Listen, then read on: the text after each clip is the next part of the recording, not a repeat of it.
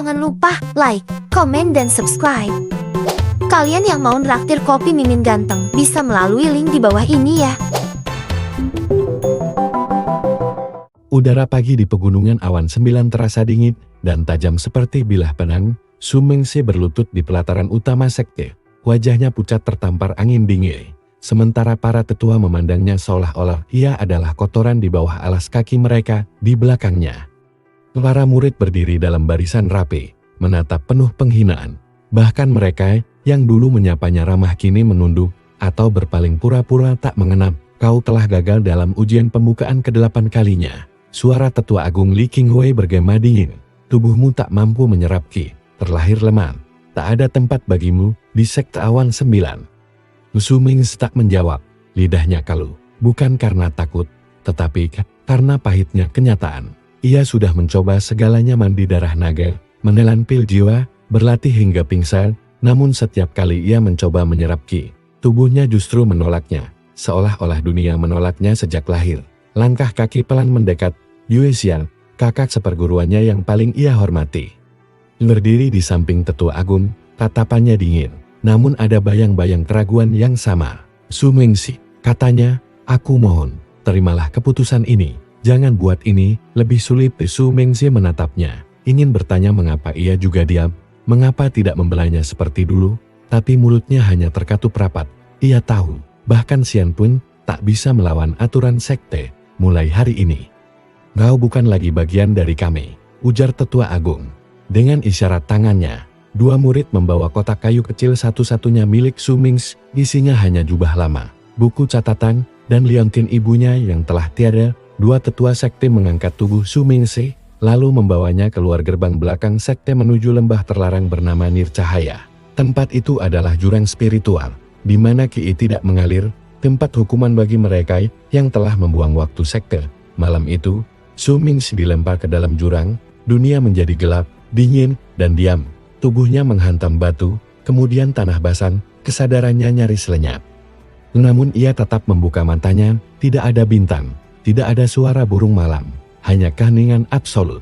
Hari berganti, Su Mingxi mencoba menyerap Qi dari alam, seperti biasanya, tapi tak ada apapun yang datang, seolah dunia telah memutuskan ia tidak pantas hidup sebagai kultivator. Ia tertawa kecil, lalu batuk darah, namun, di tengah keputusasaan itu, sesuatu bergetar dalam dirinya. Liontin yang tergantung di lehernya bersinar samar, sebuah cahaya kelam, seolah bukan cahaya, tapi lubang rongga. Getaran itu makin kuat, lalu mendadak menyebar ke seluruh tubuhnya. Rasanya seperti tubuhnya ditarik kedua arah yang berbeda. Ia menjerit, namun suara itu tertelan oleh udara mati di sekelilingnya. Di sela jeritannya, suara aneh muncul di telinganya, suara yang tak seperti bisikan, tapi seperti pikiran yang muncul begitu saja. Qi bukanlah segalanya. Dunia ini dibangun dari hukum, dan kau telah ditolak oleh hukum itu sendiri, maka bentuklah hukummu sendiri. Su Mingxi terdiam. Untuk pertama kalinya, ia merasa sesuatu mengalir ke dalam dirinya. Tapi itu bukan Qi, bukan energi spiritual, itu adalah sesuatu yang tak bisa dijelaskan, dingin, hampa, tapi hidup, seolah ia bukan menyerap kekuatan, tapi membatalkan eksistensi kelemahan. Di tengah kekosongan itu, ia berdiri, matanya bersinar redup, seperti lubang hitam yang menelan cahaya. Ia tidak pingsan, tidak lagi terkapar dari kegelapan. Seorang pria tua bermantel compang-camping muncul sambil bersenandung lagu tak bernada. Wajahnya dipenuhi garis usia dan matanya seperti menatap ke tempat yang lebih dalam dari dunia ini. Sepertinya benih kekosongan itu benar-benar memilihmu, anak muda, gumamnya. Su Mingxi menatapnya dengan curiga. Siapa kau? Orang tua itu tertawa pelan, lalu duduk di atas batu yang melayang tanpa alasan. Kau bisa memanggilku Bai Jingsu. Tapi yang lebih penting, selamat datang di dunia yang tidak ada dalam kitab manapun. Su Mingxi tak menjawab. Ia menatap tangannya yang kini memancarkan aura kelam. Bukan cahaya, bukan kegelapan, tapi kehampaan murni. Di tempat yang dibuang dan dilupakan semua orang, seorang murid tanpa masa depan baru saja mulai menulis ulang hukum dunia. Su Mingxi duduk bersila di atas batu. Napasnya masih belum stabil. Aura kehampaan yang keluar dari tubuhnya terasa seperti sesuatu yang tak seharusnya ada di dunia ini, tak terlihat, tapi membuat udara di sekitarnya seperti kehilangan makna. bahkan tanah di bawahnya tampak mengelupas perlahan. Berubah menjadi debu yang lenyap begitu saja, seolah dihapus dari keberadaan.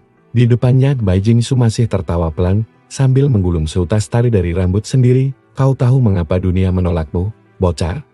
Tanyanya sembari mencubit pipinya sendiri. Su Mingxi menggeleng pelan, karena aku tak punya bakat-bakat.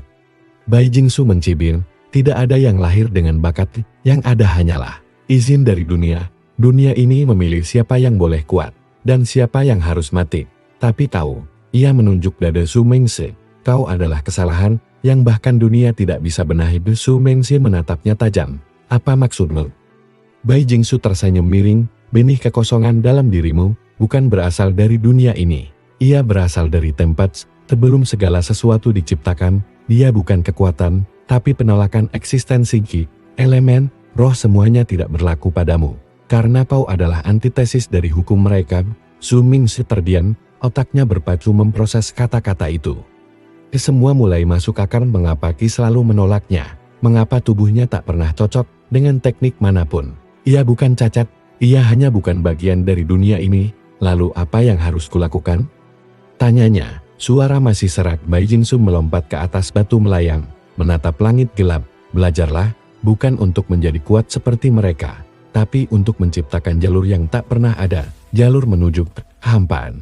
Ia mengayunkan tangannya, dan di udara muncul untaian simbol-simbol aneh, bukan huruf, bukan gambar, tetapi pola eksistensi. Mereka tampak hidup, berdengit seperti nadi. Ini bukan teknik, ini bukan mantra, ini adalah realita menta. Belajarlah memahatnya. Hari-hari berikutnya menjadi masa pelatihan yang aneh. Bai Jingsu tidak mengajarkan seni bela diri atau teknik pedang. Ia tidak bicara soal meridian, aliran ki, atau pil kultivasi. Sebaliknya, ia menyuruh Su Mingxi merasakan ketiadaan.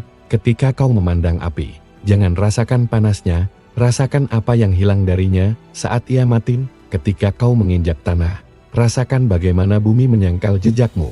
Pelatihan itu menyakitkan, baik secara fisik maupun mental. Su Mingxi berkali-kali jatuh pingsan, karena tubuhnya tidak bisa menahan gelombang hampa yang mengalir dari dalam dirinya.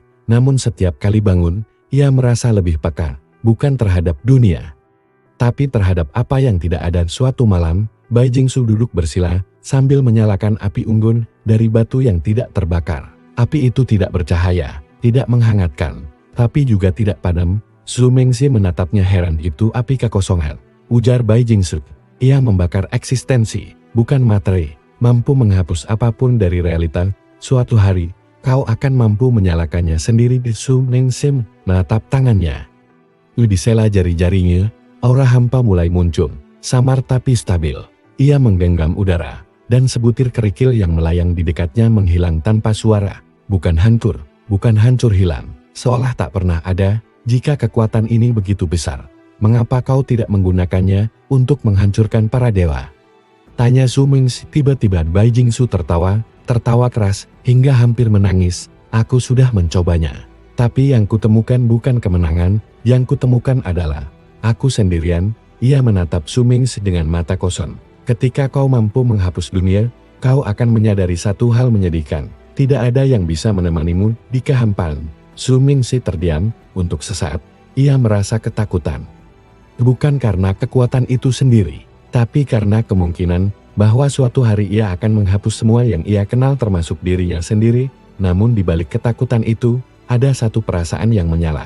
Bukan dendam, bukan ambisi, tapi tekad untuk melawan dunia yang telah membuangnya. Bukan dengan cara dunia, tetapi dengan hukum yang ia ciptakan sendiri. 3 bulan berlalu, di permukaan dunia, nama Su Mingxi mulai dilupakan. Di sekte Awan 9, Yue Xian menjalani hari-harinya dengan sunyi, menyimpan leontin identik miliknya sendiri sepasang dari yang dimiliki Su Mingxi, dan menatap bulan tanpa suara. Namun di kedalaman lembah terlarang, seorang pemuda duduk di tengah ruang tak berbentuk. Aura kekosongan menari di sekeliling tubuhnya. Matanya terbuka, ia siap. Bai Jingsu tersenyum tipis. Mari kita mulai pelajaran terakhir. Bagaimana cara menghapus dewa dari dunia ini? Langit di atas lembah nircahaya tidak pernah berubah. Tak ada matahari, tak ada bulan. Hanya pusaran awan kelabu yang mengambang di kejauhan, seperti mata dunia yang terus menatap dari kejauhan, namun tak mampu menembus apa yang tersembunyi di bawah. Su Mingsi duduk di tengah formasi kehampaan yang disusun dari batu-batu transparan tak bernama. Tubuhnya menggigil, bukan karena dingin, melainkan karena tarikan kekuatan yang menghisap semua esensi dari sekitarnya: udara, cahaya, bahkan waktu. Semakin kau dalam kehampaan, semakin banyak dunia mencoba menolakmu, ujar Bai Jingsu sambil berdiri di atas bayangan yang tak menempel pada tanah. Kau harus belajar berjalan tanpa meninggalkan jejak dan berbicara tanpa suara. Hanya dengan itu, kau bisa memasuki ranah nihim. Su Mingsi mengangguk pelan. Luka-luka kecil di tubuhnya terbuka sendiri tanpa alasan. Darah menguap sebelum menyentuh tanah. Namun wajahnya tak menunjukkan rasa sakit, yang tersisa hanyalah keteguhan. Hari ini adalah hari ke-100 sejak ia jatuh ke lembah ini, hari ke-100 sejak ia dibuang, dianggap aib, dan ditinggalkan. Di tangannya kini tergenggam pedang, bukan pedang biasa, melainkan pecahan dimensi sepotong realita yang patah, dibentuk dari materai yang bahkan tidak bisa didefinisikan. Pedang itu tidak memantulkan cahaya, dan tak menimbulkan bayangan. Setiap ayunannya menciptakan luka di udara. Pedang ini bukan untuk menebas musuh, kata Bai Jingsu, tapi untuk memotong hubunganmu dengan dunia. Su Mingsi menatap pedang itu dalam diam. Ia lalu menggenggamnya dengan kedua tangan, mengangkatnya perlahan, dan menebas dirinya sendiri. Tubuhnya bergetar, bukan karena luka fisik, tapi karena kesadarannya tak terpisah dari aku lama yang masih terikat pada dunia. Dalam sekejap, ia melihat semuanya dari sisi luar, dirinya, dunia, hukum-hukum, dan titik hitam di balik kenyataan sumber dari segalanya. Saat ia kembali sadar, matanya bersinar dengan rona kelam yang belum pernah terlihat pada manusia manapun. Dia telah melepaskan keterikatannya pada siklus dunia biasa. Ia kini berjalan di luar hukum. Namun pada saat yang sama, di permukaan dunia, sesuatu mulai terguncang. Di ruang meditasi terdalam sekte Awan 9, Li Qinghui terbangun dari semedinya. Aliran ki di sekelilingnya bergetar tak wajar, seperti takut. Ia membuka matanya, dan merasakan getaran aneh, sesuatu yang tidak berasal dari dunia fana maupun ilahi, sesuatu yang tidak seharusnya eksis. Benih itu tumbuh. Gumamnya, tanpa buang waktu, ia memanggil para tetua dan penjaga langit sekte. Kirim pengintai dimensi ke lembah nircahaya, pastikan apa yang bergerak di sana. Sementara itu, Yue Xian berdiri di puncak tebing, memandangi awan kelabu yang menggantung di timur, di jantungnya. Leon Kintua yang sama dengan milik Su Mingsi bergetar sendiri, menghangat seperti menanggapi sesuatu yang tak terlihat. Su Mingsi, kau masih hidup, bisiknya lirih. Kembali ke lembah. Bai Jingsu berdiri di hadapan Su Mingsi yang kini dikelilingi formasi rumit, lingkaran-lingkaran kosong mengambang di udara, dan semuanya tersusun dari pecahan eksistensi yang telah dihapus. Kau telah melampaui bentuk manusia biasa, ujar Bai Jingsu. Tapi itu bukan akhir, ini hanya awal. Dunia di luar akan mencoba menghapusmu. Mereka akan menyebutmu iblis, abnormalitas, penyakit.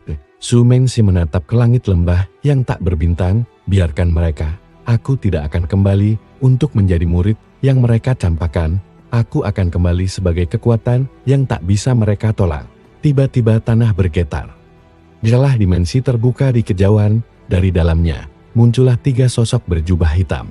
Mata mereka menyala ungu, dan tubuh mereka seperti terbuat dari cermin. Mereka bukan manusia, bukan dewa, tapi ciptaan sakti untuk menembus realita. Pengintai dimensi, gumam Bai Jingsu. Waktumu di sini hampir habis. Su Mingsi berdiri, pedang pecahan dimensi muncul di tangan. Aura kehampaan menyelimuti tubuhnya.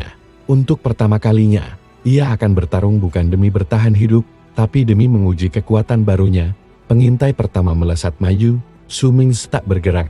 Namun ketika makhluk itu menyentuh batas kehampaan di sekelilingnya, tubuhnya terurai, bukan menjadi darah, tetapi menjadi fragmen tak dikenal menghilang dari realita. Kedua pengintai langsung menyerang bersamaan. Su Mingsi mengayunkan pedangnya 1 kali, dan ruang di depannya retak seperti kaca. Makhluk-makhluk itu tertelan oleh celah kehampaan, seperti dilahap oleh dunia yang sudah tidak mau mengakui keberadaan mereka. Bai Jingsu hanya tertawa kecil. Selamat, muridku. Dunia akan segera tahu bahwa mereka telah membuang seseorang yang tidak bisa dihancurkan. Su Mingsi mengangkat kepalanya. Pandangannya menembus kabut, seakan melihat jauh ke arah puncak dunia. Ia tidak akan bersembunyi lagi. Ia akan keluar dan menghapus dunia. Satu hukum demi satu. Langit utara mulai berguncang. Awan spiritual yang biasanya tenang mendadak berubah menjadi pusaran energi aneh. Di dalam istana langit, sekte awan 9, para tetua terbangun dari meditasi panjang. Wajah mereka menegang saat simbol-simbol kuno di menara penjaga mulai runtuh satu demi satu. Rongga kekosongan bergerak. Gumam salah satu tetua. Di balik gerbang dimensi yang dijaga oleh 8 penjaga roh langit, portal samar terbuka tanpa aba-aba. Namun tak ada siapapun yang muncul, tidak ada energi ki, tidak ada aura keberadaan. Justru, dunia menjadi lebih sunyi, lebih mati. Su Mingxi telah kembali, bukan sebagai murid. Bukan sebagai manusia, tapi sebagai kehampaan yang berjalan. Di tengah hutan luar sekte, beberapa murid elit sedang bertarung latihan. Tiba-tiba, seorang di antara mereka jatuh ke tanah. Wajahnya pucat. "Kenapa Kiku tiba-tiba banyak?" Katanya dengan suara gemetar. Mereka saling pandang. Lalu salah satu dari mereka melompat, mencoba menyerap ki dari udara. Tapi tidak ada yang datang. Udara terasa kering. Bukan seperti gurun, tapi seperti tak pernah mengandung energi sejak awal. Di antara pepohonan, Su Mingxi melangkah tenang. Setiap jejak kakinya meninggalkan kehampaan, rumput, tanah. Bahkan suara serangga semuanya lenyap begitu ia lewati. Tapi tidak ada ledakan, tidak ada suara keras, hanya keheningan mutlak yang menelan semua. Ia mengenakan jubah hitam tua tanpa hiasan, tanpa simbol. Pedang pecahan dimensi tergantung di punggungnya, menghilang dan muncul tergantung sudut pandang. Ia mendekati pintu gerbang luar sekte awan 9, yang dijaga oleh 3 murid penjaga. Mereka menyadari kehadirannya terlalu lambat. Saat mereka berbicara, suara mereka tertelan, dan tubuh mereka seolah membeku di tempat. Salah satu mencoba mengaktifkan formasi pertahanan, tapi sebelum ia bisa menyelesaikan satu kata mantra, simbol di udara menghilang. Mantra itu terhapus. Su Mingxi tidak menyerang, ia hanya berjalan, dan dunia menyesuaikan kehadirannya dengan cara yang paling alami, dengan menyerat Su Mingxi. Salah satu penjaga mengenal wajahnya, dan terbelalak, tapi itu bukan Su Mingxi yang mereka kenal. Mata itu bukan lagi mata manusia. Ia tidak menatap, ia melihat melampaui. "Panggil tetua agung kalian," ujar Su Mingxi dengan suara yang tidak berat, tidak dingin, namun membuat tulang belakang merinding. Karena suara itu terlalu nyata, seperti tidak bisa ditolak. Di dalam istana, Li Qinghui menerima laporan keterkejutan para tetua. Ia terdiam di singgasananya, lalu perlahan berdiri. Jadi, dia tidak mati. Yue Xia yang berada di dekatnya menunduk dalam-dalam, tangannya mengepal. Liontin di dadanya bergetar hebat. Ia sudah tahu sejak hari itu bahwa Su Mingxi belum benar-benar pergi. Su Mingxi dibawa ke aula utama dengan kawalan penuh. Meski para tetua tahu, mereka hanya sedang berpura-pura mengawal sesuatu yang sudah tidak bisa mereka hentikan. Setiap langkah Su Mingxi membuat formasi pelindung melemah. Retakan-retakan realita mulai muncul di sepanjang tembok sekte. Para tetua berkumpul, aura mereka naik, mencoba mendominasi ruangan. Tapi Su Mingxi hanya berdiri di tengah aula, tenang. Li Qinghui menatapnya dalam, "Kau datang untuk membalas dendam?" Su Mingxi menggeleng pelan, "Dendam itu milik manusia, aku tidak datang sebagai manusia, lalu apa maumu?" Su Mingxi menatap lurus padanya, "Aku datang untuk menghapus sekte awan 9 dari sejarah." Semua tetua langsung bersiaga. Namun sebelum serangan apapun dimulai, simbol formasi pertahanan utama mulai menghilang satu demi satu. Seperti tinta yang diserap kertas kosong, formasi abadi yang dipertahankan selama 100 tahun, dilenyapkan hanya dengan kehadiran mustahil. Gumam tetua Bailin, "Kau tak menggunakan ki, kau bahkan bukan kultivator." "Karena aku tidak berjalan di jalan kalian." Su Mingxi melangkah maju. "Aku berjalan di jalan yang tak dikenal oleh langit, yang tak bisa dicatat oleh sejarah, dan tak bisa dihentikan oleh hukum dunia." Yue Xian melangkah maju. Tiba-tiba, "Su Mingxi," katanya pelan, "aku tahu kau menderita, tapi sekte ini, tak semua bagian dari mereka adalah iblis." Su Mingxi menatapnya. Untuk sesaat, kehampaan di matanya mereda. Ia masih mengingatnya, ingatan tentang masa-masa dulu. Tentang satu-satunya orang yang memperlakukannya sebagai manusia saat dunia menolaknya. Namun, ia tak bicara soal maaf, ia bicara soal kebenaran. "Aku bukan datang untuk membunuh orang," katanya. "Aku datang untuk membunuh sistem, membunuh tatanan, membunuh keyakinan bahwa hanya yang berbakat yang berhak hidup." Dan saat ia mengangkat tangan, seluruh lambang sekti di dinding batu besar aula lenyap dalam sekejap. bukan dihancurkan, tapi dihapus dari realita sekte Awan 9. Mulai kehilangan namanya, Su Mingse pun berbalik, meninggalkan aula yang hening di belakangnya. Para tetua tak bisa bergerak, karena dalam hati mereka, untuk pertama kalinya dalam hidup, mereka menyadari satu hal yang sangat menakutkan. Mereka baru saja bertemu dengan sesuatu yang tidak bisa dilawan oleh kekuatan apapun. Ranah ilahi bukan tempat yang mudah diguncang. Di balik langit tertinggi yang tak terlihat oleh mata fana, para dewa duduk di singgasana mereka, menjaga hukum-hukum dunia dengan tangan dingin dan tanpa emosi. Tapi hari itu, sesuatu berubah. Di tengah aula kristal yang memutar waktu, dewa tanpa nama membuka matanya yang telah tertutup selama 200 tahun. Cahaya suci yang memancar dari tubuhnya mendadak retak bukan karena diserang, melainkan karena sesuatu telah menyentuh fondasi realita. Benih itu telah bangkit, bisiknya. Suaranya tidak terdengar, tapi menggema ke seluruh penjuru ranah ilahi di tempat lain, di medan surgawi yang tak pernah malam. Para dewa elemental mengangkat kepala mereka. Salah satu dari mereka, Dewa Api Tian Shenhai, mencengkeram tombaknya, lalu menatap ke bawah. Seseorang telah menghapus hukum, dan bukan dengan kit dewa-dewa berdiri. Wajah mereka tak menunjukkan panik, mereka tidak mengenal takut, namun ada satu rasa yang membaur di antara mereka, ketidaknyamanan. Mereka telah menjadi dewa karena berjalan di jalur yang disetujui langit. Tapi kini, seseorang telah berjalan di jalur yang tidak pernah dibuat, seseorang yang telah melampaui desain langit dan bumi. Sementara itu, di dunia fana, Su Mingse berjalan melewati lembah-lembah sunyi di belakangnya. Sekte Awan 9 telah menjadi bayang-bayang sejarah. Formasi pertahanan mereka tidak hancur, mereka hanya tidak pernah ada lagi di aliran waktu. Nama mereka lenyap dari gulungan catatan. Murid-murid mereka mulai dilupakan oleh dunia, dan yang paling mengerikan, tak ada yang bisa menjelaskan mengapa Su Mingse tidak menuju kota atau sekte lainnya. Ia berjalan ke arah utara, menuju tempat yang bahkan para kultivator tingkat tinggi takut mendekat. Padang tanpa nama, wilayah penuh jurang dimensi, tempat di mana batas antara dunia fana dan kehampaan menipis. Di sana ada portal lama, ujar Bai Jingsu di dalam pikirannya. Suara samar dari teknik komunikasi kehampaan, sisa runtuhan dari zaman ketika para dewa belum berkuasa. Jika kau ingin menantang mereka, kau harus tahu dari mana mereka berasal. Su Mingse melangkah masuk ke dalam padang itu. Kabut kelabu menyelimuti, dan tanahnya tidak padat.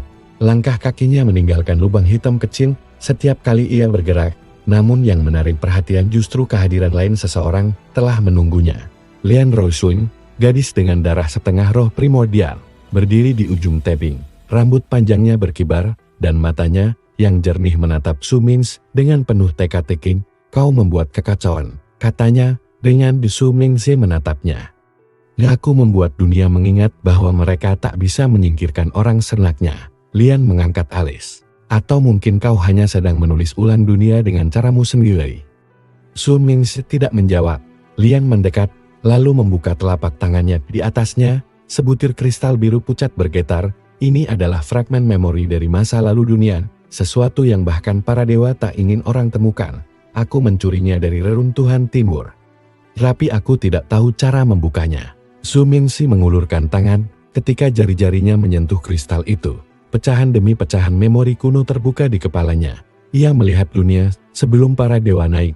Dunia di mana manusia dan roh hidup berdampingan, dan ia melihat satu simbol-simbol kehampaan diukir di langit dunia kuno. Sebelum para dewa menghapusnya dari sejarah. Aku bukan yang pertama, gumamnya. Sudah pernah ada seseorang sepertiku. Dan ia tahu sekarang, kekuatan yang ia miliki bukanlah kutukan, itu adalah warisan dari sesuatu yang telah lama dilenyapkan oleh tangan-tangan para dewa, namun belum sempat ia mencerna semuanya. Retakan dimensi terbuka di atas padang, dari dalamnya, turun sosok berjubah cahaya. Tidak besar, tidak kasar, tapi kehadirannya menekan jiwa siapapun yang melihatnya. Itulah utusan cahaya, manifestasi dari dewa tanpa nama, yang datang bukan untuk memberi peringatan, tapi untuk menghapus eksistensi Su Mingse sepenuhnya dari semua realita. Lian mundur, wajahnya pucat. Itu bukan makhluk dari dunia ini. Su Mingse menatap utusan itu, lalu menggenggam pedangnya. Apa yang akan kau lakukan? Tanya Lian. Su Mingse tak berpaling. Jika langit menganggapku kesalahan, maka aku akan buktikan bahwa kesalahan ini lebih kuat dari kebenaran mereka. Pertarungan pun dimulai. Tapi ini bukan duel biasa. Ini adalah pertarungan antara kehendak kosong melawan kehendak absolut. Serangan pertama dari utusan itu bukan tebasan, tapi perintah ilahi. Realita di sekitar Zhu Mingxi memaksanya untuk lenyap, namun tubuh Zhu Mingxi tidak tunduk. Hukum realita itu sendiri bergetar, dan kemudian patah.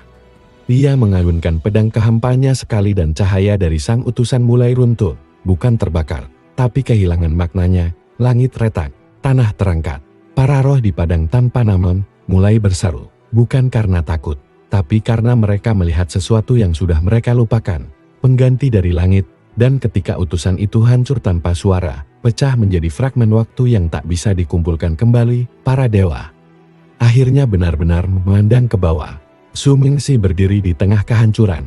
Tubuhnya tak berdarah, tapi matanya bersinar lebih dalam dari sebelumnya. Langit telah memperhatikannya, dan ia tidak akan bersembunyi. 3 hari setelah pertarungan melawan utusan cahaya, Zhu Mingxi duduk bersila di tengah padang gurun kehampaan yang tak lagi bergelombang. Bekas retakan realita perlahan sembuh, tapi bekasnya tertinggal sebuah jejak eksistensi yang seharusnya tidak mungkin ada. Lian Roshui berdiri tak jauh darinya, memandangi langit yang tampak jauh lebih redup dari sebelumnya. Apa kau sadar, kau telah membunuh makhluk yang tak bisa didefinisikan oleh hukum dunia? Zhu Mingxi membuka mata. Aku tidak membunuhnya. Aku hanya menunjukkan bahwa kehendakku tidak tunduk. Lian menggenggam lengan bajunya. Ia ragu. Setelah ini, para dewa mungkin tak lagi mengirim utusan. Mereka akan turun sendiri. Zhu Mingxi berdiri. Itulah yang kuinginkan. Di tempat lain, jauh di wilayah utara, berdiri sebuah kerajaan kuno yang telah lama lenyap dari peta dunia. Kerajaan Yinfeng. Di masa lalu, kerajaan ini pernah menjadi pusat ilmu kultivasi lintas batas menggabungkan roh, tubuh, dan kehendak. Tapi 1000 tahun lalu, kerajaan ini dihapus oleh para dewa karena satu alasan. Mereka menolak langit. Namun ternyata, Yinfeng tidak hancur. Ia hanya disembunyikan di celah waktu. Dan kini, dinding pelindung dimensi yang melindungi Yinfeng mulai retak. Di ruang tak bernama di balik kabut abadi, seorang kaisar duduk di singgasananya. Rambutnya perak seperti bulan, matanya menatap bolak-balik antara ruang dan waktu. Zhu Mingxi, anak itu, mengusik fondasi yang telah lama kita lindungi, gumannya. Di hadapannya berdiri 4 panglima, masing-masing dengan kekuatan yang bisa membelah benua. Haruskah kita undang dia ke Yinfeng? Tanya salah satu dari mereka. Kaisar itu menyeringai tipis. Kita tak punya pilihan. Jika dia jatuh ke tangan para dewa, semua perlawanan selama 1000 tahun akan sia-sia. Ia mengangkat tangannya, lalu menggambar simbol di udara. Sebuah suara nyaring terdengar di seluruh dunia. Pintu menuju Yinfeng telah dibuka. Zhu Mingxi mendongak. Di langit, muncul celah horizontal seperti potongan luka di tubuh dunia. Dari dalamnya keluar seberkas cahaya ungu samar yang mengarah padanya seperti undangan. Lian menyipitkan mata. Apa itu? Zhu Mingxi berjalan mendekat pintu, tapi bukan milik dewa. Lalu, tanpa ragu, ia melangkah masuk.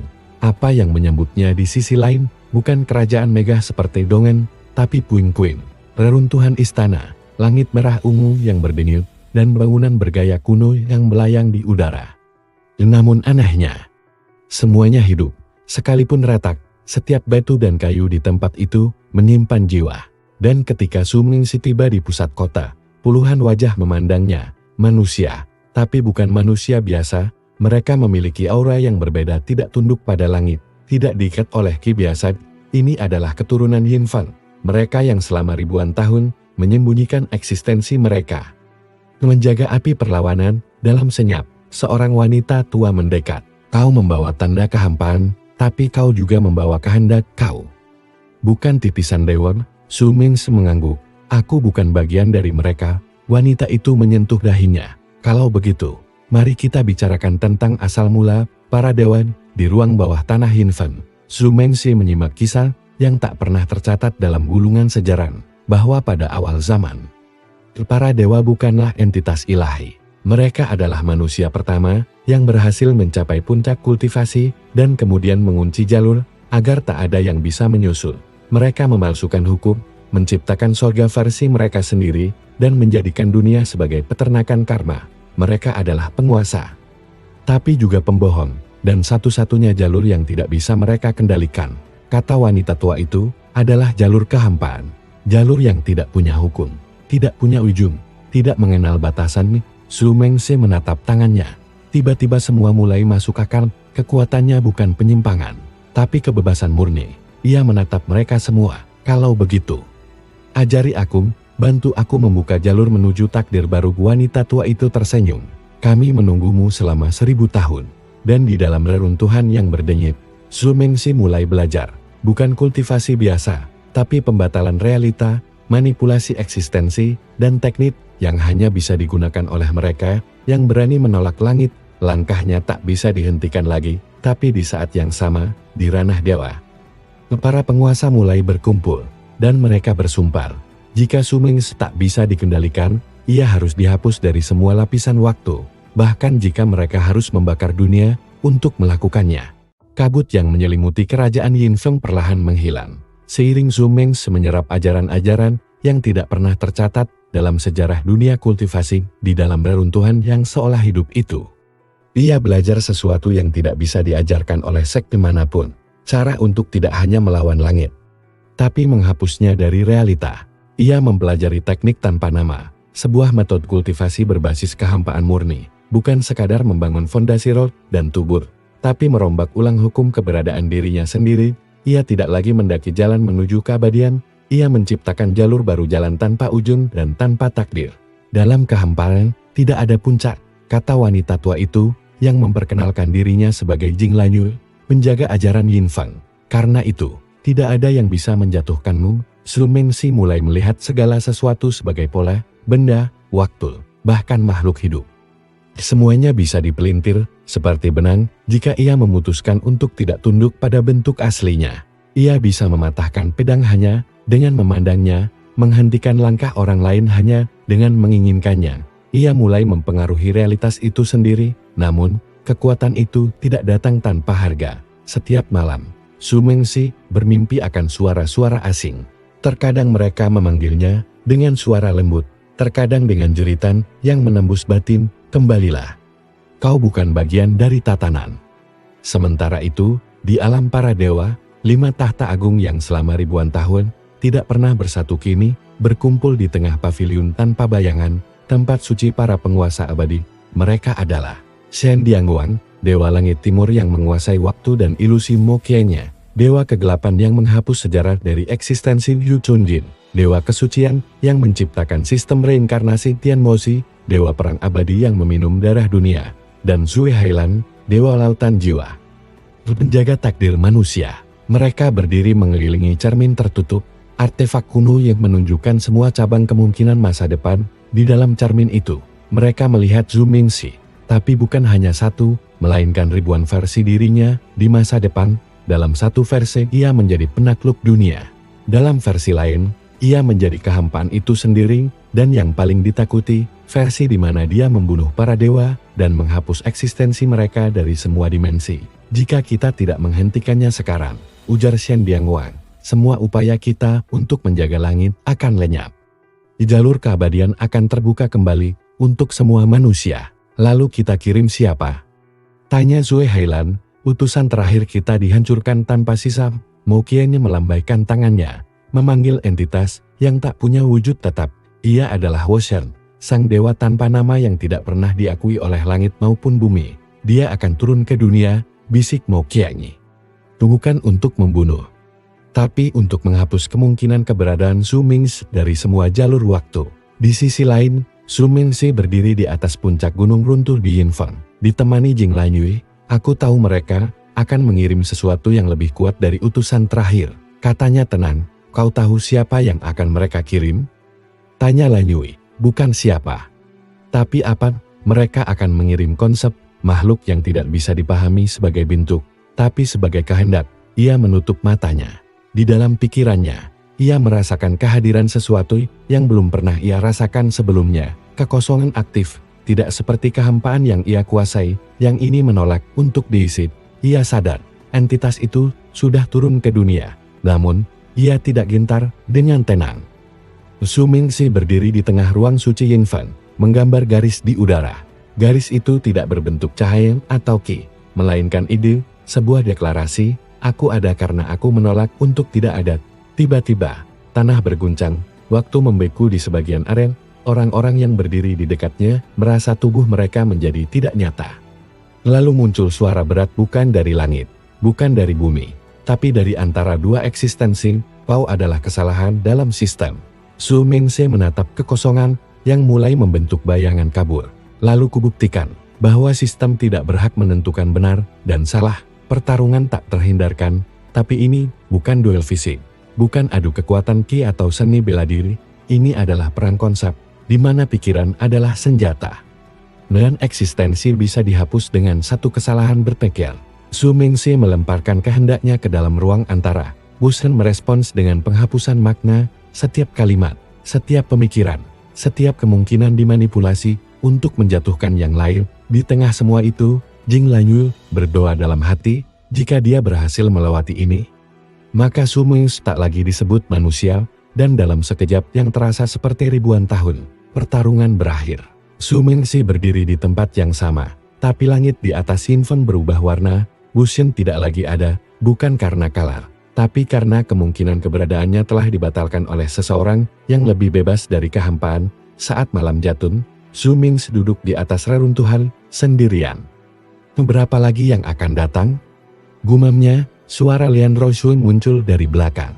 Ia akhirnya menyusul ke Yinfan, membawa kabar dari dunia luar, banyak, tapi ada satu yang harus kau temui sebelum semua ini berakhir.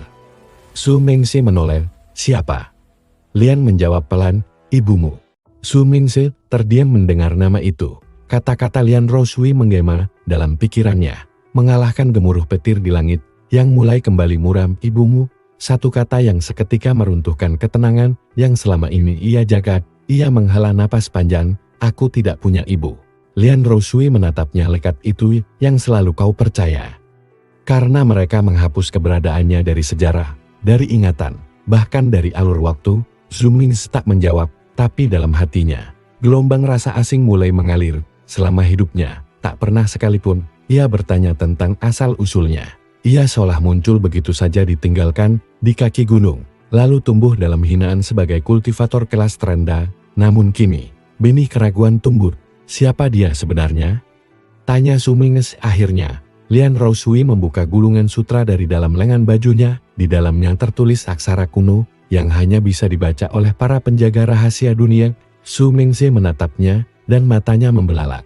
Qian Yuing, penjaga gerbang dimensi ke-12, mantan dewa kelahiran. Nama itu tidak pernah ia dengar, tapi resonansi dalam hatinya tidak bisa bohong. Sesuatu dalam dirinya bergetar saat ia membaca nama itu. Dia bukan manusia biasa, lanjut Lian, dia wanita yang menolak menjadi dewa. Satu-satunya yang keluar dari alam langit secara sukarela dan melahirkanmu di dunia fana. Su Mingse memalingkan wajar, kalau begitu, mengapa ia meninggalkanku? Lian Roshui menatap dalam, lalu menjawab perlahan, karena semua dewa sepakat bahwa keberadaanmu akan menghapus sistem yang mereka ciptakan. Kau bukan hanya anak Qian Yuing, kau adalah puncak dari semua jalur kultivase yang seharusnya tak pernah ada. Su Mingse terdiam, dia menyelamatkanmu dengan membiarkanmu dibuang. Di tempat lain, jauh di utara benua, di sebuah gua di dalam lautan es abadi, seorang wanita tua dengan rambut putih panjang membuka matanya. Tubuhnya diselimuti cahaya samar, dan di sekelilingnya berputar serpihan waktu yang telah dibekukan. Dia adalah Qian Yuing. Di depannya berdiri sosok bayangan yang sangat dikenal oleh para dewa. Tian Mozi, dewa perang abadi, kini menjelma dalam bentuk manusia biasa, namun masih menyimpan kekuatan cukup untuk menghancurkan dunia. Sudah waktunya kau kembali ke langit, ucap Tian Mozi, atau anakmu akan menjadi alasan kehancuran segalanya. Qian Yuing tidak gentar. Langit tak berhak menilai anakku, langit tidak menilai, langit hanya menjaga keseimbangan. Dan keseimbangan yang kalian ciptakan adalah rantai bagi semua makhluk hidup.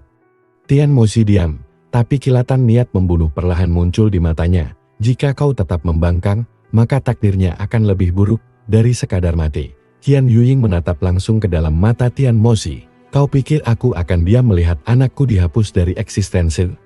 Aku telah menyegel kekuatanku terlalu lama. Tapi kini biarkan dunia tahu siapa aku sebenarnya. Dalam sekejap, energi murni membuncar dari tubuhnya. Lautan es abadi mulai mencair, Langit di atas kutub pecah seperti kaca, dan di seluruh dunia, para kultivator kelas tinggi merasakan tekanan luar biasa. Seolah ada satu eksistensi yang tidak boleh bangkit, tapi kini telah bangkit kembali. Sementara itu, Zhu Mengxin mulai mempersiapkan diri. Ia tahu, setelah mengalahkan Wu Shen, ia bukan hanya target dunia, tetapi juga sumber ketakutan utama para penguasa eksistensi. Ding Lanyu memperingatkannya, setelah ini, bukan hanya dewa yang akan mengejarmu. Kau akan dilihat oleh dimensi lain yang tak pernah ikut campur. Biarkan mereka datang, jawab Zhu Mengxin. Aku tidak lagi menolak jalanku. Aku akan menulis ulang jalan langit dan siapapun yang menghalangi akan kulenyapkan. Namun diam-diam, rasa penasaran tentang ibunya tumbuh makin kuat. Lian Roshui menyarankan sebuah tempat, Lembah Tianyin, tempat Qian Yuying terakhir kali terlihat sebelum menghilang dari dunia. Zhu Mengxin berangkat malam itu juga, ditemani Lian dan seekor binatang langka berkepala dua yang ia selamatkan di reruntuhan Yinfeng, Lohu. Makhluk penjaga ruang antar ruang. Perjalanan ke Lembah Tianyin bukan perjalanan biasa. Di tengah jalan, Zhu Mengxin harus melewati rintangan tanpa waktu, sebuah area di mana waktu tidak berjalan normal. Di sana, setiap langkah bisa membuat seseorang tua mendadak atau kembali menjadi bayi. Namun kekuatan barunya membantunya menstabilkan ruang. Saat mereka hampir tiba, Zhu Mengxin melihat siluet seseorang berdiri di puncak gerbang batu yang sudah ditumbuhi lumut. Sosok wanita bergaun putih dengan mata yang tampak mengenal semua penderitaan dunia. Lian Roshui berbisik, itu dia. Zhu Mengxin melangkah maju, hatinya bergetar tanpa alasan. Wanita itu menatapnya, aku menunggumu. Terlalu lama, katanya pelan. Zhu Mengxin terdiam, dan untuk pertama kalinya, sejak ia mengenal dunia ini, sejak ia ditolak oleh sekta, dihina oleh langit, dikutuk oleh para dewa, air mata mengalir di pipinya ibu. Namun sebelum mereka sempat saling mendekat, langit terbelah. Satu suara menggema dari balik retakan itu, pertemuan ini tidak seharusnya terjadi. Dan dari balik langit, muncul dua makhluk berjubah cahaya hitam, bukan dewa, bukan manusia, bukan iblis, melainkan penjaga jalur nasib, entitas yang bertugas menghapus setiap percabangan waktu yang menyimpan. Retakan di langit melebar, memperlihatkan pusaran dimensi berwarna kelabun. Dua sosok berjubah hitam turun perlahan tanpa suara, seperti bayangan yang dilepaskan dari takdir itu sendiri. Mereka tidak memiliki wajah, tidak memancarkan aura. Namun keberadaan mereka menciptakan rasa mual dan takut di setiap makhluk hidup dalam radius ribuan li. Zhu Mengxin berdiri di depan ibunya. Tubuhnya refleks melindungi wanita yang baru saja ia temuin. Meski jiwanya dipenuhi pertanyaan dan luka, ia tak butuh waktu untuk tahu darah di tubuhnya bergetar. Karena wanita itu, Qian Yuying menatap ke langit dengan sorot mata penuh kemarahan. Tian Yuanshi dan Yin Lu Setai, gumamnya, aku kira kalian tak akan turun langsung. Makhluk berjubah itu menjawab dengan satu suara yang menggema dari berbagai arah. Pertemuan ini telah menyimpang dari hukum arah waktu. Seorang yang harusnya tidak pernah dilahirkan telah menyentuh garis takdir ke-13. Zhu Mengxin menggertakkan gigi, kalau aku takdir yang salah, kenapa kalian takut padaku? Kedua makhluk itu tak menjawab. Sebagai entitas penjaga, mereka tidak didesain untuk berdialog, hanya untuk menyeimbangkan jalur realitas. Dan sekarang, Zhu Mengxin adalah anomali terbesar yang pernah tercipta. Biar aku yang hadapi mereka. Qian Yuying melangkah ke depan. Tapi Zhu Mengxin menahan tangannya. Tidak, katanya tenang. Aku sudah cukup lama membiarkan orang lain berjuang demi aku. Sekarang giliran aku yang melindungi. Lian Roshui menyambung. Darahmu menyimpan hak untuk membalik takdir. Kalau kau bisa mengalahkan mereka, bukan cuma nasibmu yang akan berubah, dunia juga akan melihat bahwa langit bisa dilawan. Zhu Mengxin mengangguk pelan. Lalu ia melangkah maju. Satu tangan memegang jimat batu pemberian Jing Lanyu, tangan lainnya menggenggam udara, dan dari sana terbentuk tombak energi yang terbuat dari kombinasi unsur langit dan neraka. Dua makhluk penjaga bergerak bersamaan. Serangan pertama datang dari atas.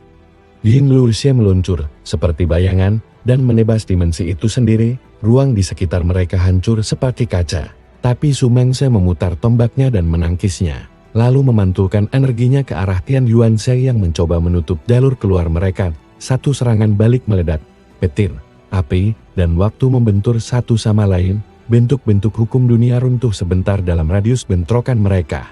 Bahkan Qian Yuying yang dahulu adalah dewa kelahiran harus memasang pelindung waktu. agar tidak terseret pusaran energi. Namun, kekuatan kedua makhluk itu terlalu asing. Su Mengse merasa tubuhnya mulai kehilangan koordinasi seolah eksistensinya sedang ditarik keluar dari jalur waktu. Tubuhnya masih di sana, tapi jiwanya seolah ditarik ke 1000 kemungkinan masa depan. Termasuk kematian. Ini teknik penghapusan jalur hidup. Gumam Lian Roushui panik, bahkan para dewa tidak bisa bertahan lebih dari 10 napas. Tapi Zhu Mengse, di tengah kehancuran itu, tersenyum. Aku bukan dewa. Dengan sisa kekuatannya, dia meledakkan tombaknya, mengubahnya jadi serpihan dimensi, lalu menyerapnya ke dalam meridian. Di saat tubuhnya mulai menghilang, ia membisikkan satu kalimat, "Jika aku tidak diizinkan hidup dalam garis waktu ini, maka aku akan menciptakan waktu milikku sendiri." Tiba-tiba langit meledak, bukan dari serangan musuh, tapi dari resonansi seluruh alam. Gunung-gunung gemetar, lautan mendidih, semua jalur energi spiritual terguncang, dan dari tubuh Su Mengse terbit satu jalur baru, jalur yang belum pernah ada dalam sejarah. Jalur Kenon, Deo kebangkitan diri. Kedua makhluk penjaga langsung terhentak, tidak mungkin. Ini jalur yang tak bisa diawasi oleh waktu. Su Mengse sekarang berdiri di antara serpihan langit. Tubuhnya diselimuti aura transparan yang tidak memancarkan tekanan, tapi menghapus tekanan apapun yang mendekat. Setiap hukum yang mencoba menjangkau tubuhnya langsung lenyap. Ia mengangkat tangannya, dan dengan satu gerakan, menjatuhkan kedua makhluk itu ke tanah seperti boneka tak bernyawa. Tian Yuanse dan Yin Luoxie, makhluk yang menjaga kestabilan waktu selama 13.000 siklus langit, dikalahkan hanya dalam 3 serangan. Qian Yuying menatap putranya. Setetes air mata jatuh, darahku dagingku. Namun kekuatanmu jauh melampaui segalanya. Su Mengse berbalik. Kalau kekuatanku bisa membuat mereka gemetar, maka aku akan pergi ke puncak dimensi. Aku akan mengguncang tahta surga, dan menanyakan langsung, siapa yang berani menyebutku sebagai kesalahan? Tapi di balik dimensi langit ke-9, seorang pria bersandar di singgasananya, mata emasnya menatap celah-celah waktu yang mulai retak, karena kebangkitan Su Mengse. Dia adalah penguasa dimensi ke-13, pemilik almanak takdir. Dengan tenang, ia menutup kitabnya. Qian Yuying memang melahirkan anak yang menakutkan. Tapi semua ini tetap dalam perhitunganku. Ia tersenyum tipis, biarkan dia naik lebih tinggi. Karena semakin tinggi dia terbang, semakin sakit saat aku menjatuhkannya sendiri.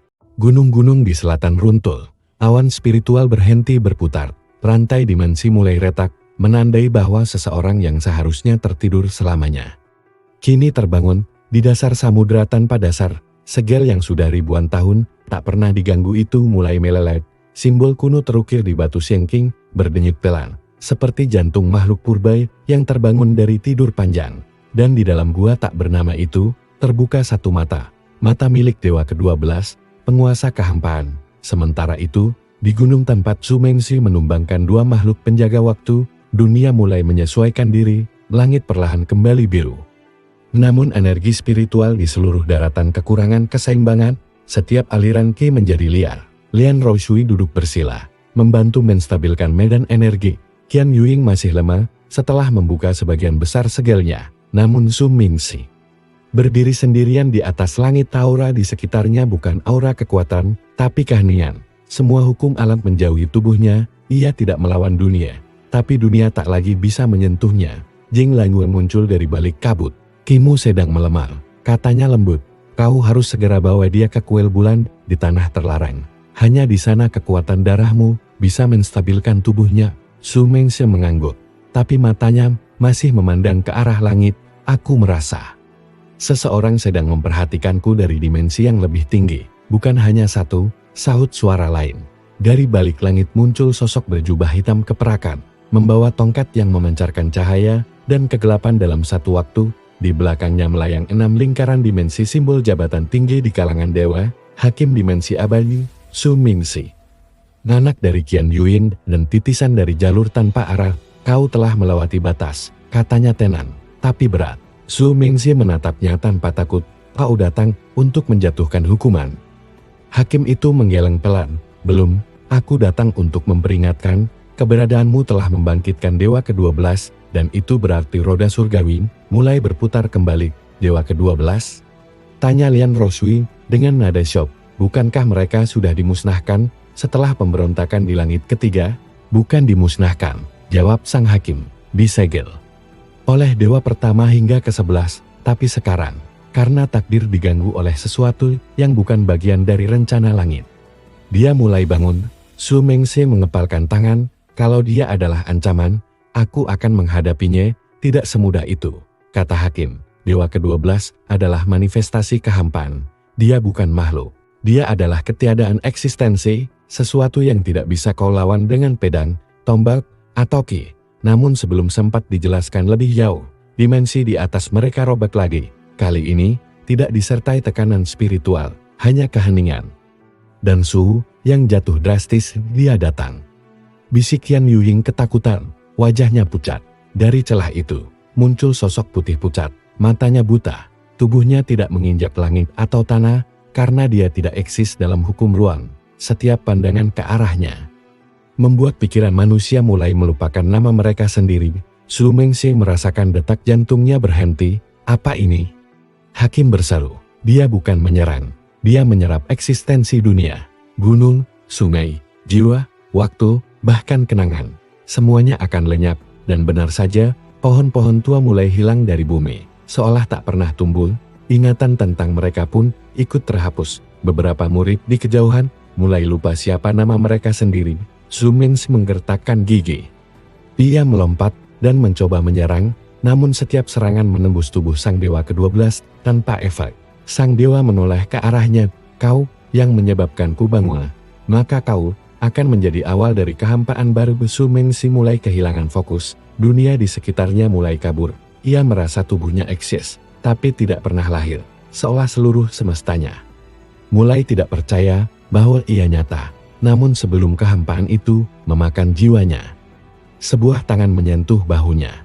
Tenangkan dirimu, kata suara lelaki tua, kau belum sendiri. Su Mengse berbalik dan melihat lelaki tua bertongkat kayu, dengan mata menyala seperti bintang. Di belakangnya berdiri 11 sosok, masing-masing memancarkan aura yang berbeda-beda, api, air, petir, waktu, angin, logika, cahaya, kegelapan, dan lainnya. Yan Yuying berbisik terharu. Mereka, Dewa 1-11, telah turun. Lelaki tua itu dewa pertama mengangkat tongkatnya, dewa ke-12. Kau bangkit terlalu cepat, saat ini belum waktunya kehampaan menelan segalanya. Satu suara mengguncang dunia, Mengse, persiapkan dirimu, karena perang antara dunia dan kehampaan baru saja dimulai. Langit ke-7, tempat para dewa pertama hingga ke-11 biasa bersemayam, kini berubah menjadi medan latihan. Bintang-bintang di sekitarnya dipaksa berhenti berputar, waktu tidak bergerak. Di tempat ini, Su Mengse akan dilatih bukan sebagai kultivator, tetapi sebagai penerus kehendak dunia. Setiap hari, ia menantang satu demi satu dewa, mulai dari dewa api, yang memaksanya bertarung di tengah lautan magma hidup, hingga dewa waktu, yang menyerangnya dengan bayangan masa depan dan masa lalunya sendiri. Setiap latihan bukan hanya menguji tubuh, tapi juga pikiran dan identitas. Ia dipaksa untuk meragukan keberadaannya.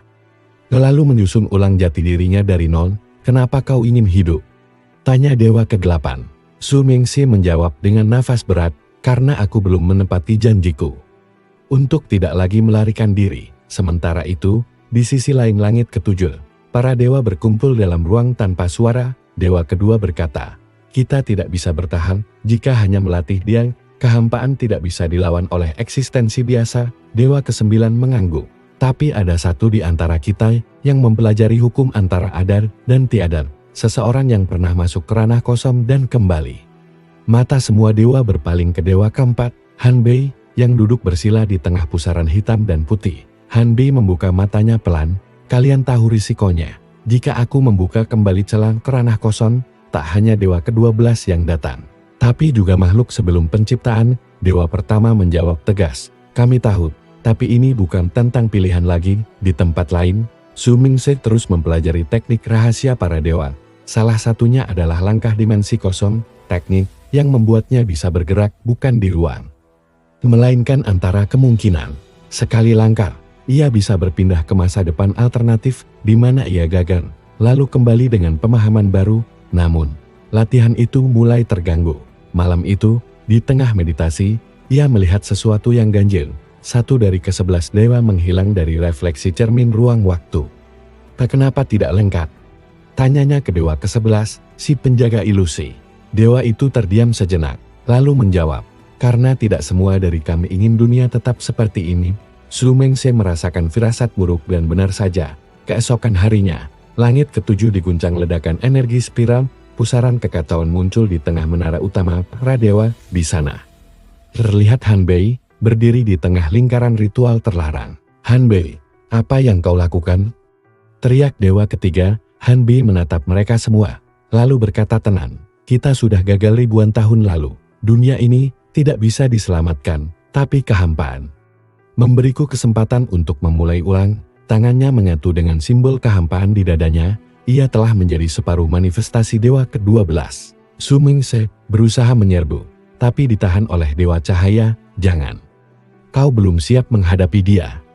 Han Bei melangkah masuk ke dalam pusaran itu dan menghilang. Tapi sebelum pergi, ia meninggalkan pesan, menggema di seluruh langit, kalian boleh mempertahankan dunia ini, tapi aku akan menciptakan dunia baru tanpa penderitaan, tanpa karma, tanpa kehendak para dewa, dunia tanpa keinginan. Setelah pengkhianatan itu, suasana di langit ketujuh berubah.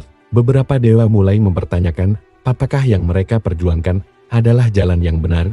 Su Mengse tidak bicara selama 3 hari, namun pada malam keempat, ia berdiri di atas awan, menatap kosong ke arah kekosongan.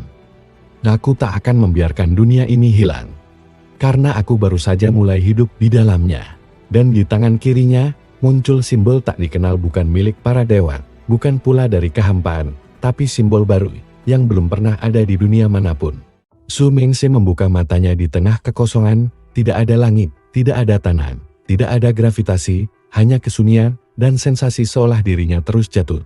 Meski tak ada arah, ia telah masuk ke dalam ranah kosong, tempat Han Bei menghilang. Tempat di mana logika runtuh, dan eksistensi hanya bergantung pada kehendak.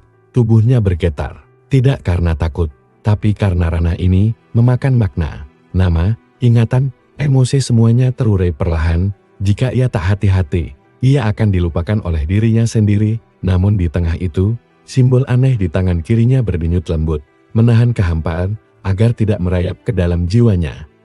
Simbol itu, seperti jangkar eksistensi, satu-satunya alasan ia masih ada. Tiba-tiba, dari kejauhan, muncul sebuah bentuk, bangunan kuno mengambang di udara, berbentuk seperti kuil raksasa, tapi terbuat dari kata-kata beku. Dindingnya berisi mantra yang tertulis dalam bahasa yang belum pernah ada di dalamnya. Su Mengse melihat Han Bei, namun Han Bei kini berbeda.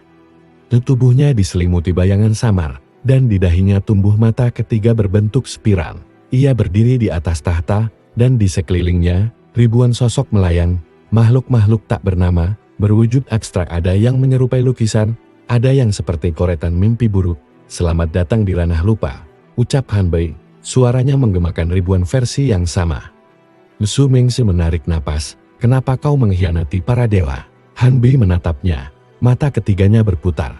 Karena dewa tidak pernah ingin menyelamatkan dunia, mereka hanya ingin menunda kehancurannya, agar tetap menjadi pusat segalanya. Tapi kehampaan menawarkan hal yang lebih suci, dunia tanpa kebutuhan akan kuasa. Su Mengse mencabut pedangnya, tapi begitu ia melangkah, tanah di bawahnya runtuh, menjadi konsep kekalahan. Di ranah ini, bahkan medan bisa memilih siapa yang berhak berdiri. Namun, simbol aneh di tangan kirinya menyala terang. Mendadak, tanah muncul, bukan dari batu, tapi dari tekad dan pilihan. Han Bei terlihat terkejut. Simbol itu bukan milik dunia ini, maupun kehampaan. Dari mana kau?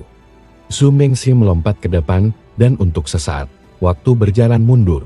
Ia tidak menyerang, tapi menyisipkan kemungkinan bahwa ia akan menang, dan pada saat itu, kenyataan berbelok mengikuti kemungkinannya. Pertarungan mereka tidak berlangsung di satu ruang, mereka bertarung di antara kemungkinan, di antara versi berbeda dari dunia, dalam satu momen. Su Mengse menikam Han Bei di kuil, di momen lain, ia tertusuk. Namun dari ribuan versi itu, hanya satu realitas akan menjadi kenyataan. Han Bei akhirnya mundur, ia terluka tidak ditugur. Tapi pada kepercayaannya, ranah lupa mulai runtuh, tak mampu mempertahankan stabilitas melawan sesuatu yang lahir dari luar sistem dunia. Siapa kau sebenarnya, Su Mengse? Gumamnya. Su Mengse tidak menjawab. Ia melihat sekeliling. Reruntuhan kuil itu mulai menguap, dan dari dalam kehampaan muncul sesosok makhluk. Bukan dewa, bukan manusia, bukan kekosongan, makhluk itu tak memiliki bentuk tetap. Tapi setiap kali Su Mingxi memandangnya, ia melihat refleksi dirinya sendiri, namun tanpa emosi, tanpa hati, tanpa jiwa. Sosok itu menyapanya dengan suara datar, "Engkau telah membangunkan aku. Aku adalah sisa, bayangan dari semua kemungkinan yang pernah gagal, dan kini, aku akan menjadi nyata." Han Bi panik, itu bukan bagian dari rencana itu. Itu makhluk yang bahkan kehampaan tak bisa kendalikan. Su Mingxi berdiri, meski tubuhnya remuk dari pertarungan.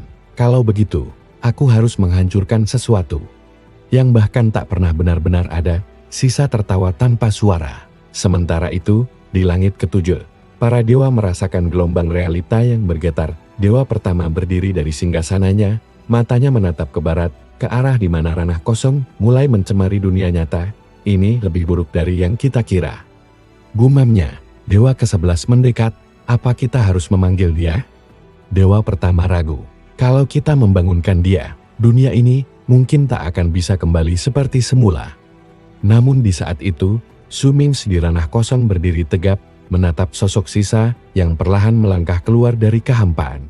Ranah kosong tidak lagi hening. Getaran aneh menjalar di antara lapisan dimensi, membentuk gelombang eksistensi yang belum pernah dikenal oleh siapapun. Su Mingxi berdiri di hadapan sisa, makhluk yang tak pernah dilahirkan.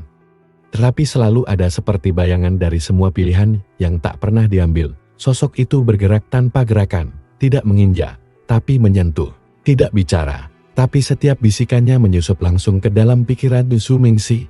Bisik sisa, "Kau adalah aku yang gagal menyerah." Su Mingxi menggenggam pedangnya erat, "Dan kau adalah aku yang tak pernah mencoba." Saat keduanya saling menatap, waktu terbelah di satu sisi. Su Mingxi melihat kemungkinan di mana ia tetap menjadi murid terbuang, mati di lembah tanpa pernah dikenal siapapun. Di sisi lain, ia melihat versi dirinya yang memihak kegelapan, duduk di tahta berdarah sambil menyaksikan dunia terbakar. Namun tak satu pun dari kemungkinan itu adalah dirinya yang sekarang. "Apa kau tahu?" lanjut sisa, "bahwa setiap pilihan yang tidak kau ambil melahirkan satu semesta yang menderita. Aku adalah kumpulan penderitaan itu. Kau adalah penciptaku." Su Mingxi tidak menjawab. Ia hanya menarik napas dalam-dalam, dan dengan tenang membentuk formasi jurus yang belum pernah ia gunakan. Pedang kosong, jurus yang tidak berdasarkan teknik, tapi berdasarkan kehendak untuk melampaui batas dunia. Pertarungan meletus, tapi tidak seperti pertarungan biasa. Mereka tidak saling menyerang tubuh. Serangan terjadi di jiwa, identitas, dan makna. Saat Su Mingxi mengayunkan pedangnya, ia menebas rantai trauma yang mengikat dirinya sendiri. Saat sisa membalas, ia menyuntikkan keraguan bahwa semua ini sia-sia, bahwa menjadi dewa hanyalah kesendirian dengan nama yang megah. Di dunia nyata, di Gunung Badai Suci, para tetua sekte tiba-tiba berlutut serempak. Langit berubah warna menjadi kelabu kerunguan, dunia terasa limbun. Bahkan waktu mulai bergerak lambat, detik terasa seperti jam. Ranah kosong telah membuka celah ke dunia kita, ujar seorang tetua dengan suara gemetar. Mereka sedang bertarung memperebutkan realitas. Sementara itu, Han Bi yang kini kehilangan hampir seluruh kekuatannya, hanya bisa menyaksikan. Ia tersungkur, namun hatinya masih dipenuhi obsesi. Dia akan kalah. Sisa adalah akhir dari segalanya. Namun di tengah pertarungan, Su Mingxi tiba-tiba berhenti. Pedangnya tergantung di udara. "Aku tahu cara mengalahkanmu," katanya pelan. "Bukan dengan kekuatan, tapi dengan menerima." Mata sisa menyipit. "Apa maksudmu?" Su Mingxi letakkan pedangnya. "Aku mengakui semua kesalahan dan ketakutan yang kulupakan. Aku menerima semua kemungkinan gagal, semua kegagalan yang kubenci. Aku menerimamu sebagai bagian dari diriku." Seketika itu juga, cahaya menyelimuti ranah. Bukan cahaya menyilaukan, tapi terang dari pengakuan. Sisa berteriak tanpa suara. Ia mulai retak. Retakan itu bukan fisik, melainkan identitas. Dia adalah sesuatu yang lahir dari penyangkalan, dan kini, Su Mingxi tak lagi menyangkal keberadaannya. "Aku bukan dewa tanpa cacat," ucap Su Mingxi. "Aku adalah murid yang dibuang, gagal rapuh, tapi tetap berdiri, dan itu membuatku lebih kuat dari siapapun." Ranah kosong mulai runtuh. Dalam detik terakhirnya, sisa menatapnya untuk terakhir kali. lalu menghilang dalam pusaran cahaya. Su Mingxi terjatuh. Tubuhnya nyaris tak mampu bergerak, tapi ia menang. Di dunia nyata, portal ranah kosong menutup. Langit kembali biru. Tapi ada perubahan mendalam di dunia ini. Para dewa, untuk pertama kalinya, merasa tak lagi berada di puncak rantai eksistensi. Dewa pertama berdiri gemetar di altar langit. Anomali itu. Dia tidak lagi mengikuti hukum dunia ini. Dewa ke-11 menatap bayangan di langit yang perlahan hilang. Dia bukan lagi manusia, bukan pula dewa, dia adalah kehendak yang melampaui sistem. Di gunung 4 arah, tubuh Su Mingxi jatuh dari langit dan mendarat di altar tua yang telah lama tertinggal. Cahaya menyelimuti tubuhnya. Ketika matanya terbuka, ia tahu bahwa sesuatu telah berubah, bukan hanya dirinya, tapi seluruh dunia. Di atas langit ke-9, di ruang tak bernama yang hanya bisa dimasuki oleh keberadaan yang telah melampaui hukum kelahiran dan kematian, 12 dewa tertinggi duduk melingkar di atas singgasana bintang. Atmosfer berat membungkam suara, namun setiap pikir, bisik, dan niat bisa didengar jelas oleh mereka semua. Dewa pertama, Yu Heng, membuka rapat dengan tatapan kosong menembus ruang waktu. Su Mingxi telah mencapai ranah yang tak bisa kita jangkau, bukan karena dia lebih kuat, tapi karena dia tak lagi tunduk pada sistem yang menciptakan kita. Dewa kedua, Wu Yao, yang dikenal karena ketenangannya, kini menggertakkan gigi. Dia telah menyatu dengan kemungkinan tak terbatas. Dia bukan dewa, bukan iblis, bukan manusia. Dia adalah kehendak murni. Beberapa dewa tidak percaya. Dia hanya manusia yang berevolusi. Kita sudah menghadapi banyak kultivator jenius sebelumnya. Mengapa yang ini membuat realitas bergetar? Namun dewa ketujuh, Jiang Mu, menjawab tegas. Karena dia tidak naik tingkat, dia mematahkan tangga itu. Di tengah perdebatan, suara asing menyusup masuk ke ruang ilahin. Sebuah suara tanpa asal-usul, tanpa batas waktu.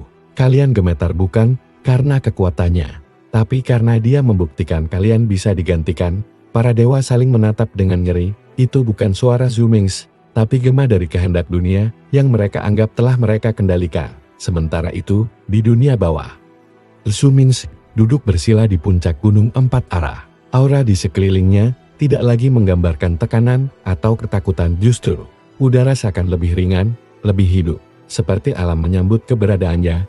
Ia tidak lagi memancarkan kekuatan, ia memancarkan makna. Tianluo, sang penabuh genderang perang dari sekte Tianji, mendaki gunung dengan susah payah. Ia sudah kehilangan hampir semua kekuatannya sejak Su Mingxi muncul kembali. Namun hatinya masih keras kepala. Ia tiba di hadapan Su Mingxi.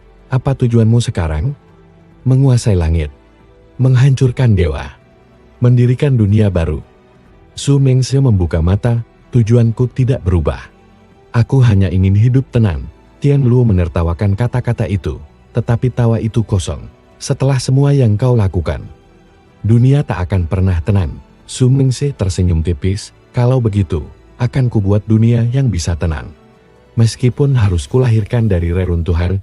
Di sisi lain, Han Bei terbangun dari mimpi buruk.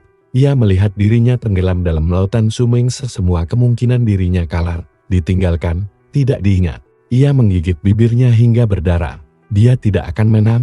Dunia ini harus kembali tunduk pada hierarki. Han Bei pergi ke tempat larangan dewa, sebuah celah dimensi kuno di mana bahkan para dewa pun tak berani menginjakkan kaki. Ia membawa satu artefak terkutuk, kunci kekacauan. Peninggalan era sebelum penciptaan. Jika dia ingin merombak dunia, ucap Han Bei, aku akan memecahkannya terlebih dahulu. Lebih baik dunia ini hancur daripada berubah tanpa aku.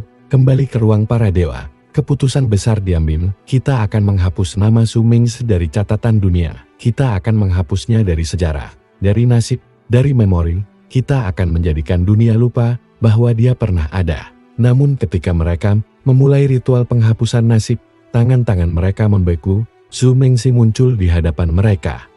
Tanpa membuka portal, tanpa menembus batasan, ia ada di sana karena realitas tidak lagi menolaknya. Aku tidak menginginkan pertarungan, katanya pelan. Tapi jika kalian memaksa dunia untuk lupa, maka aku akan membuat dunia tidak pernah mengenal kalian.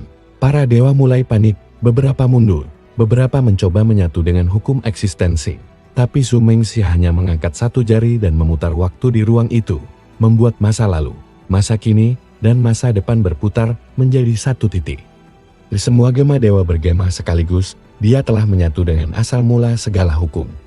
Namun, sebelum ia memusnahkan mereka, Su Mingse berkata, "Aku beri kalian pilihan, turun ke bumi atau hilang dari semua realitas." Beberapa dewa memilih tunduk, beberapa memilih bubar, beberapa yang keras kepala, lenyap begitu saja di bumi. Hari terasa lebih damai, tanpa para dewa yang menyuntikkan nasib. Manusia perlahan belajar berjalan dengan kaki sendiri.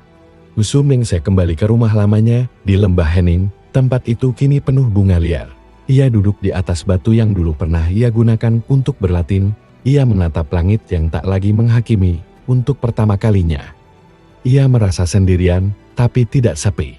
12 bulan berlalu, sejak para dewa terakhir menurunkan diri ke bumi, atau lenyap dari eksistensi. Langit yang dulu dibebani oleh takdir dan sistem ilahi kini cerah seperti lembaran kosong. Dunia tidak lagi tunduk pada garis masik, tapi juga belum sepenuhnya memahami kebebasannya. Su Mingse berjalan sendirian di padang yang dulunya adalah medan perang antara sekte-sekte besar. Kini, rerumputan liar menutupi bekas luka bumi.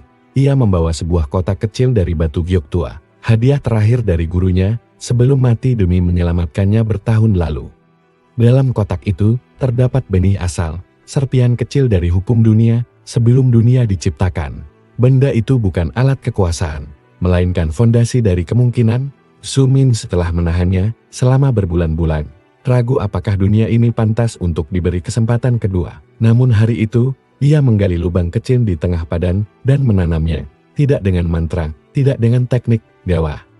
Hanya dengan tangan kosong dan keyakinan sederhana. "Biarlah dunia memilih sendiri jalannya kali ini," katanya pelan. Ketika benih itu menyentuh tanah, dunia tidak berguncang, tidak ada petir, tidak ada langit robek. Yang ada hanya satu tunas kecil berwarna perak yang tumbuh perlahan dan memancarkan ketenangan dari jauh. Han Bei menyaksikan itu dalam diam. Ia tidak jadi menghancurkan dunia dengan kunci kekacauan. Di lubuk hatinya yang paling dalam, ia tahu Su Mingse menang bukan karena kuat, tapi karena tidak pernah melupakan alasan ia memulai perjalanan ini. "Aku iri," gumam Han Bei, lalu pergi meninggalkan segalanya. Di sisi lain, Baizhua yang selama ini mengikuti jejak Su Mingse dari jauh, akhirnya muncul di hadapannya. Rambut putihnya kini panjang dan wajahnya memancarkan kedewasaan. "Kau akhirnya menanamnya." Su Mingse menatap tunas itu, lalu berbalik. Dunia butuh fondasi baru, tapi fondasi itu tidak boleh ditulis oleh satu orang. Apalagi seorang seperti aku. Baizhua tersenyum. "Kalau begitu, biarkan kita jaga bersama." Su Mingse diam sejenak, lalu mengangguk. 3 tahun kemudian, dunia telah berubah. Sekte-sekte lagi memperebutkan langit. Tidak ada lagi sistem peringkat kultivasi yang memaksakan jalur tunggal. Para kultivator menciptakan jalannya sendiri-sendiri, tak lagi tunduk pada peta kekuatan yang diwariskan dewa. Di seluruh negeri berdiri tempat-tempat belajar baru, bukan sekte, bukan kerajaan, melainkan rumah pertumbuhan kesadaran. Setiap orang bebas mengembangkan potensi tanpa diatur nasib atau bakat lahir. Su Mingse kini dikenal sebagai pendeta tanpa nama, tidak memiliki pengikut. Dia hanya berkeliling, memperbaiki aliran spiritual yang rusak, menyelamatkan anak-anak dari sistem lama yang tersisa. Adan kadang duduk bermeditasi berhari-hari di tengah hutan, namun dunia mengenalnya bukan sebagai dewa, bukan sebagai legenda, tapi sebagai manusia yang membuktikan bahwa bahkan makhluk fana pun bisa menembus langit. Dan memilih untuk tidak tinggal di sana, di ujung dunia, tempat cahaya dan kegelapan bertemu. Benih yang ditanamnya tumbuh menjadi pohon raksasa. Pohon itu tidak menyerap ki, tidak mengalirkan kekuatan, tapi siapapun yang duduk di bawahnya akan merasakan damai yang tak bisa dijelaskan. Pada batang pohon itu tertulis satu kalimat, "Aku hanya ingin hidup tenang." Tapi dunia terus memanggilku. Su Mingse duduk sendirian di sebuah pondok tua yang ia bangun sendiri. Di tangannya secangkir teh hangat. Di luar, hujan gerimis membasahi tanah. Dia menatap langit yang kini tidak lagi mengawasi, tapi menemani. Lalu, terdengar suara langkah kecil. Seorang anak laki-laki mendekat dan bertanya, "Paman, apakah benar kau dulunya orang paling kuat di dunia?" Su Mingse tertawa pelan dulu. "Aku hanya orang yang tidak mau menyerah." Anak itu berpikir sejenak, lalu berkata, "Kalau begitu, ajari aku caranya hidup tenang." Su Mingse menatap anak itu, lalu mengangguk, "Baik, Tapi kita mulai bukan dengan kekuatan. Kita mulai dengan mendengarkan dunia.